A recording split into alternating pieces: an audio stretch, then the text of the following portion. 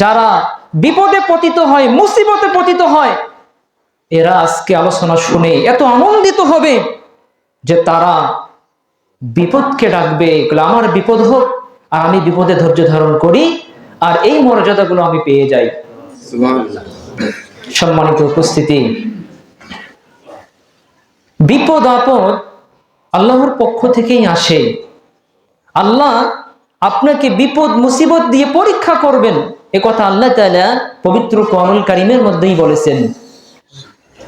পবিত্র কোরআনুল কারীম 2 নম্বর সূরা, সূরা বাকারা এর 155 নং আয়াতে রব্বুল আলামিন বলেন, ওয়ালানাবলুওয়ান্নাকুম বিশাইইম মিনাল খাউফি ওয়াল জু'i ওয়া নাকসিম মিনাল আমওয়ালি ওয়াল আনফুসি ওয়াস সামারাত ওয়া বাশশিরিস সাবিরিন।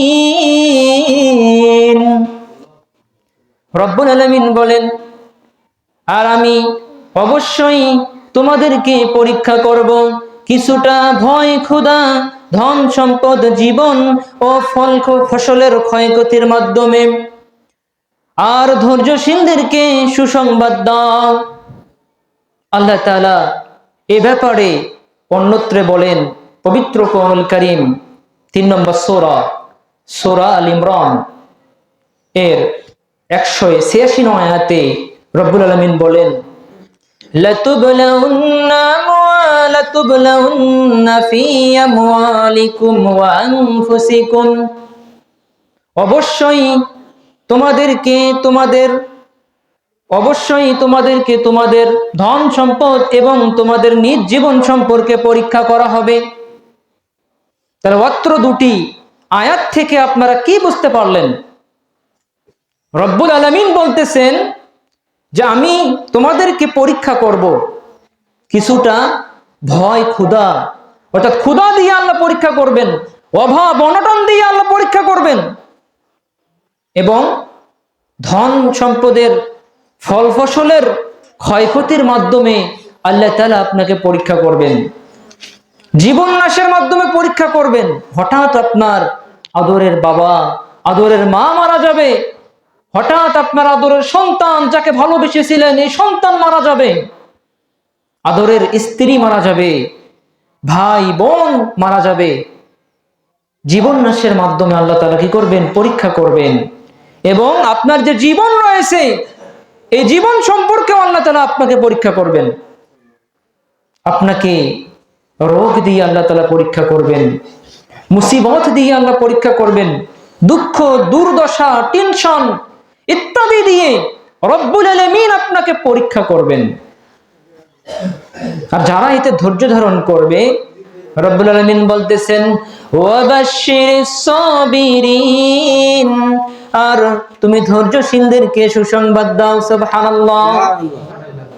কি সুসংবাদ? একটু পরেই আপনি বুঝতে পারবেন তাদের জন্য কি সুসংবাদ রয়েছে।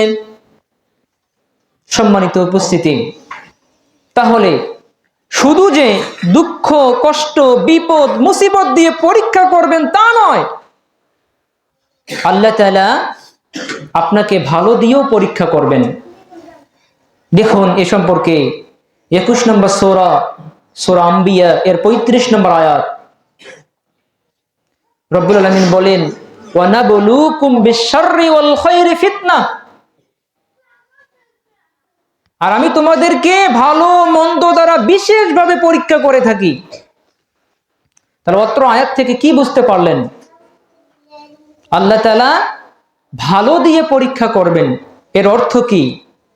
অর্থাৎ আপনাকে সুখে শান্তিতে রেখে আল্লাহ পরীক্ষা করবেন, সুস্থ রেখে পরীক্ষা করবেন। আল্লাহর যে নিয়ামত রয়েছে এই নিয়ামত দিয়ে পরীক্ষা করবেন। কেন? আল্লাহ সুখে শান্তিতে রেখে দেখতে চান যে আমি যে আমার বান্দাকে সুখে শান্তিতে রাখলাম, দেখি আমার বান্দা আমার কৃতজ্ঞতা প্রকাশ করে নাকি অকৃতজ্ঞ হয়। এ কারণে রব্বুল আলামিন ভালো দিয়ে পরীক্ষা করেন। আর মন্দ দিয়ে পরীক্ষা করার অর্থ, বিপদ মুসিবত দিয়ে পরীক্ষা করার অর্থ, আল্লাহ তাআলা দেখতে চান আমি যে আমার বান্দাকে বিপদ দিলাম, আমি যে আমার বান্দাকে রোগে আক্রান্ত করলাম, আমি যে আমার বান্দার প্রিয় জিনিসকে দুনিয়া দুনিয়া থেকে